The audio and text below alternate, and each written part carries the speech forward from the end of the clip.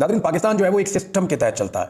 बहुत बड़ी खबरें जो मैं आपके साथ शेयर करने जा रहा हूँ, लेकिन उससे पहले आपको बताना जरूरी है कि पाकिस्तान एक सिस्टम के तहत चलता है, सिस्टम के बेनिफिशियरीज हैं।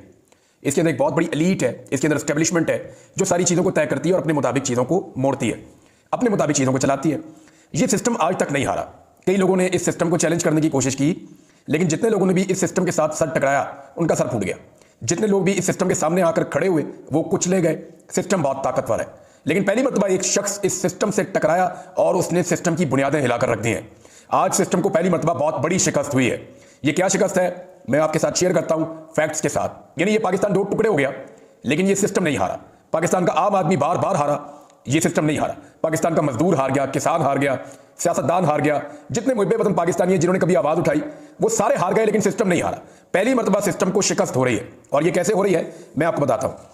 पाकिस्तान तहरीक इंसाफ के एमएनएस को तोड़ना था, और ये कोई बहुत बड़ा टास्क नहीं था, पूरा सिस्टम इसके ऊपर काम कर रहा था। और सिस्टम ने इतने बुरे तरीके से आज तक काम नहीं किया जितने बुरे तरीके से अब काम किया।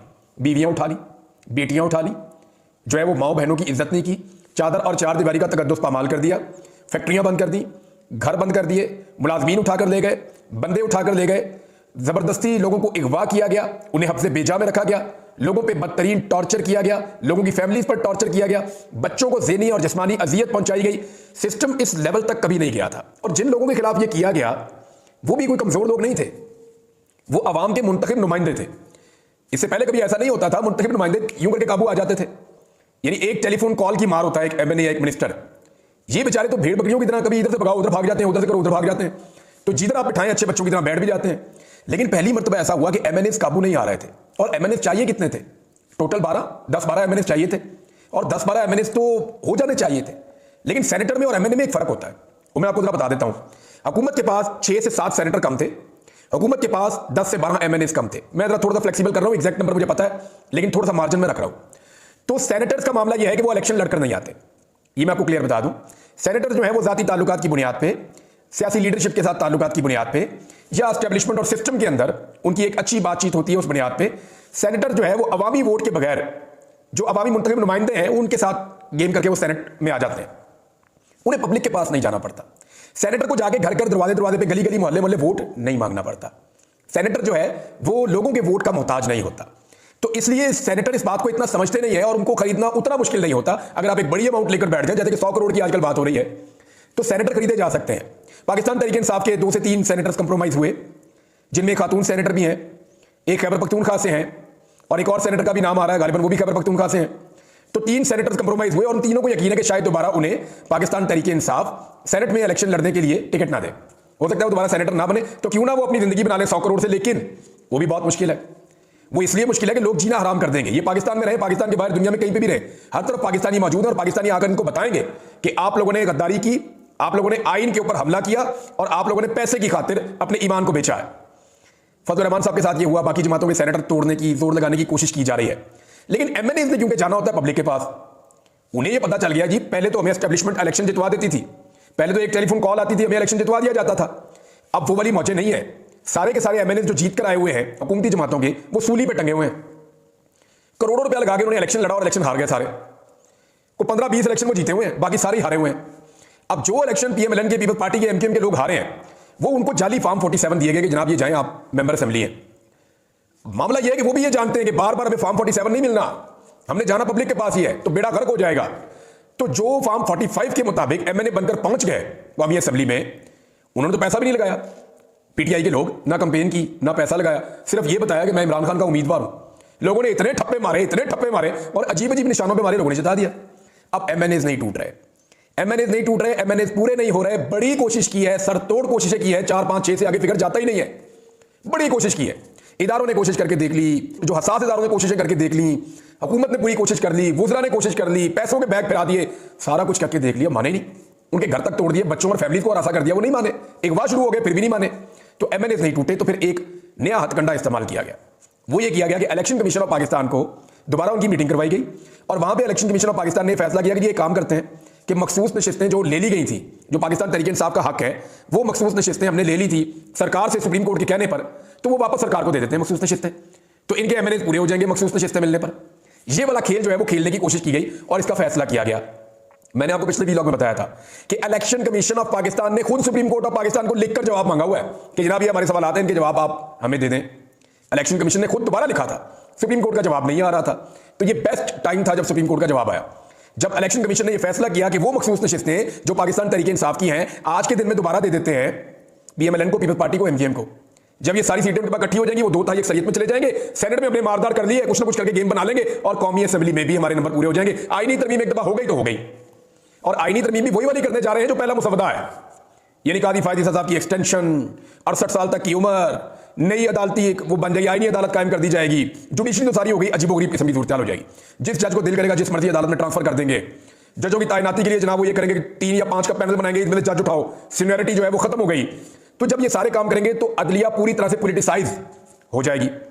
और भी बहुत सारे मामला हैं इसमें, मिलिट्री एक्ट का मामला है, वो बड़ा संजीदा मामला है, उसके ऊपर शहजाद अकबर साहब ने बड़ा डिटेल व्लॉग किया है, उसको सुन के आपको सारा समझ आ जाएगा। बड़ा बारीक उन्होंने पूरा बताया कि एक्चुअली क्या करने जा रहे हैं वहां पे।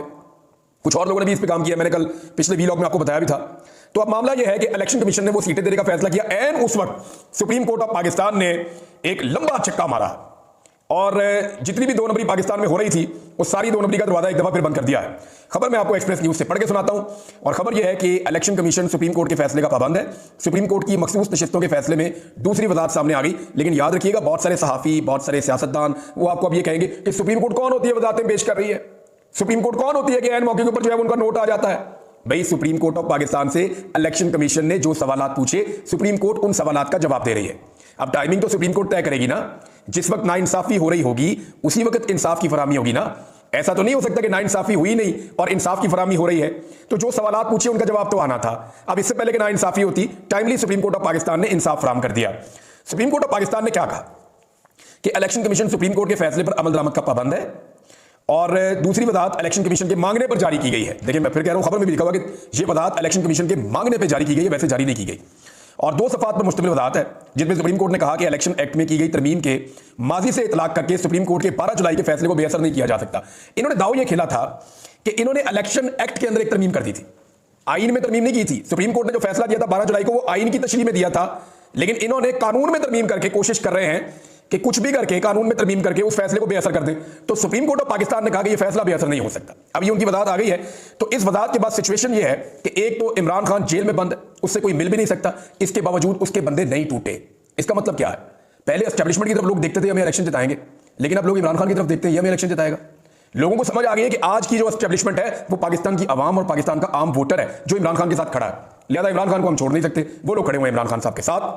अब इलेक्शन कमीशन ने धांधली से सीटें देने की कोशिश की, मखसूस नशिस्तें जो PTI की हैं हुकूमत को, ताकि वो आईनी तरमीम कर ले। तो सुप्रीम कोर्ट ऑफ पाकिस्तान ने ये जो मुख्तसर हुक्मनामा है, इसके तहत अब सुप्रीम कोर्ट ने बहुत क्लियर कर दिया है कि किसी भी सूरत इलेक्शन कमीशन ऑफ पाकिस्तान ये नहीं कर सकता।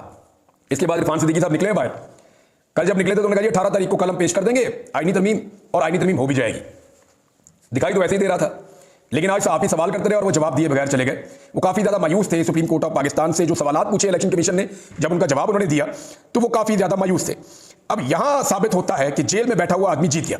इमरान खान के हवाले से एक और खबर यह आई है कि उनका केस जो है जुडिशियल कम्प्लेक्स में लगाया जाएगा कल की तारीख के लिए, 19 तारीख के लिए। वजह यह है कि ताकि उनसे दोबारा मुलाकात ना हो सके, लोग उनसे ना मिल सके। मैंने आपसे कहा था कि ये 72 घंटे इंतहाई अहम है, और इन 72 घंटों में जो भी होगा वो पाकिस्तान और इमरान खान साहब के मुस्तकबिल का तायुन करेगा। लेकिन इसी चीज के ऊपर एक तो जनाब अब नंबर गेम अब नहीं है, अब काम बहुत खराब हो गया।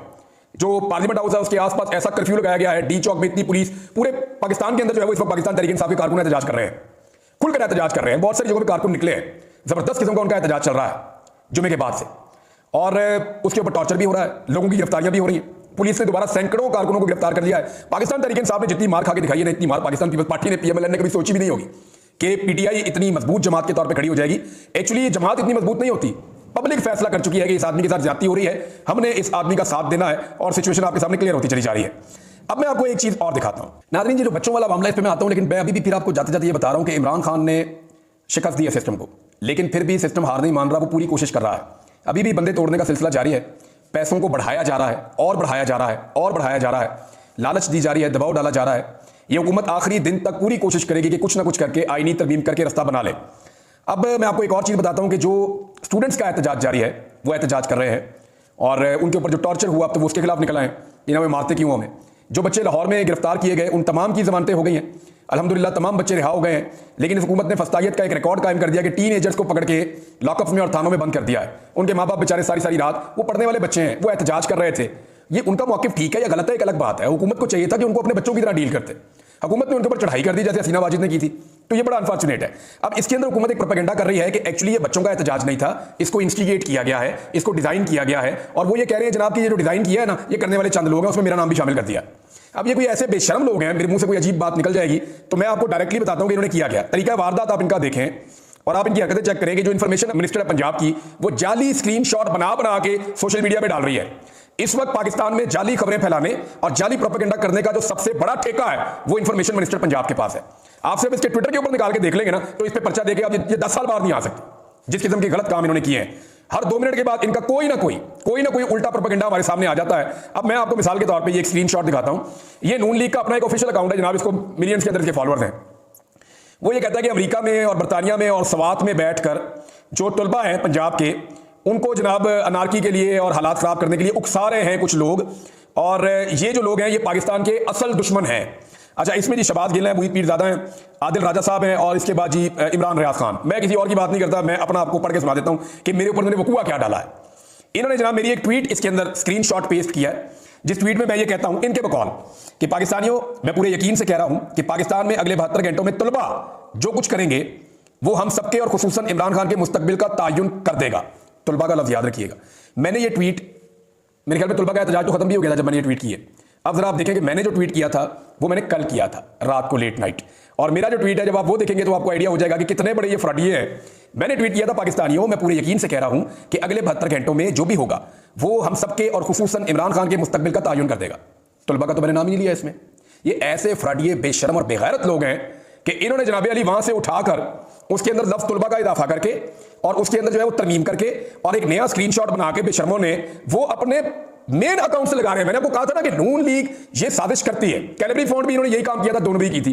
ये हमेशा जालसाजी करते हैं, हमेशा नुसरतबाजी करते हैं, हमेशा दोनों भी करते हैं। अब मुझे बताएं, इन मामलों पे मेरे ऊपर मुकदमा दर्ज हुआ है कि मेरी ट्वीट के अंदर, जो मैंने खुद ट्वीट की है, अपने हाथ से लिखी है, उसके अंदर चंद जुमले तब्दील करके और एक नई ट्वीट बना के उसको बुनियाद बना के मेरे ऊपर मुकदमा दर्ज कर दिया। अब जिसने ये जालसाजी की है, मुकदमा उस पर होना चाहिए, मेरे ऊपर होना चाहिए। और मुझे पक्की इंफॉर्मेशन है कि जैसे ही मैं जाऊंगा अदालत में, ये मुझे किसी और केस में गिरफ्तार कर देंगे। बिकॉज इन्होंने डिसाइड कर दिया कि हमने इस बंदे को बाहर नहीं रहने देना, हमने इस बंदे को जेल के अंदर डालना है, क्योंकि तनकीदी आवाजों को ये हर हाल में खामोश करवाना चाहते हैं। और इसके लिए ये जो इन्फॉर्मेशन मिनिस्टर है, इसने हमेशा इन्फॉर्मेशन मिनिस्टर रहना है। यार ये हरकतें तो देखो अपनी, यार खुदा का नाम लो यार, यानी जालसाजी की भी इंतहा है। कोई खानदानी आदमी ये कर सकता है, कोई सच्चा इंसान ये कर सकता है। यानी झूठ, बेईमानी, फ्रॉड, यानी जो फ्रॉड से हुकूमत ही फ्रॉड से बनी हुई है, जाली फार्म 47 के ऊपर, तो ये जालसाजियां तो उन्होंने करनी है ना। जैसे इनके फार्म जाली, वैसे इनके प्रोपेगेंडे भी जाली। ये निकाल के आप देख लें, बेशक सोशल मीडिया में मैंने इसको ट्वीट भी किया हुआ है, ये आपके साथ मैंने शेयर भी कर दिया नाज़रीन। और भी कुछ चीजें हैं आपके साथ बाद में शेयर करूंगा, लेकिन बच्चों से एक गुजारिश है, जो तलबा है उनसे एक गुजारिश है, आप एहतजाज करें, आपका हक है, आप जरूर एहतजाज करें। और जो भी आपके जायज़ मुतालबात हैं वो आप गवर्नमेंट के सामने रखें, अपनी कॉलेज की इंतजामिया के सामने रखें। हम स्टूडेंट से हम भी एहतजाज करते थे, कोई चीज़ बुरी लगती थी प्रोटेस्ट करते थे, सवाल उठाते थे, जवाब मांगते थे। आप तो हमसे ज़्यादा एडवांस है, हमसे ज़्यादा बेहतर है, और आप हमसे ज़्यादा, यानी सच्चे खरे भी हमसे ज़्यादा हैं आप। ये जो जनरेशन अब आई है ना, इसके अंदर उस किस्म की मफामत नहीं है जो हमारे अंदर थी। तो हम तो कई चीज़ों को बर्दाश्त करते थे, आप तो झूठ को बर्दाश्त भी नहीं करते। लेकिन एक गुजारिश है आप लोगों से बच्चों, छोटी सी गुजारिश है, ये जो स्कूल है ना और तालीमी इदारे हैं, ये आपके अपने हैं, ये आपके अपने, आप इनके मालिक हैं। आज आप इनमें पढ़ रहे हैं, कल आपके छोटे बहन भाई इनमें पढ़ेंगे, हमारे बच्चे इनके अंदर पढ़ेंगे। तो आप एहतजाज करें, आवाज़ उठाएं पुरअमन तरीके से, लेकिन तोड़ फोड़ ना करें। तालीमी इदारों को ना तोड़ें, आप इनके मालिक हैं, ये आपकी मलकियत है, इनका ख्याल रखें। अब तक के लिए इतना, अपना ख्याल रखिएगा, अपने चैनल का भी। अल्लाह हाफ़िज़।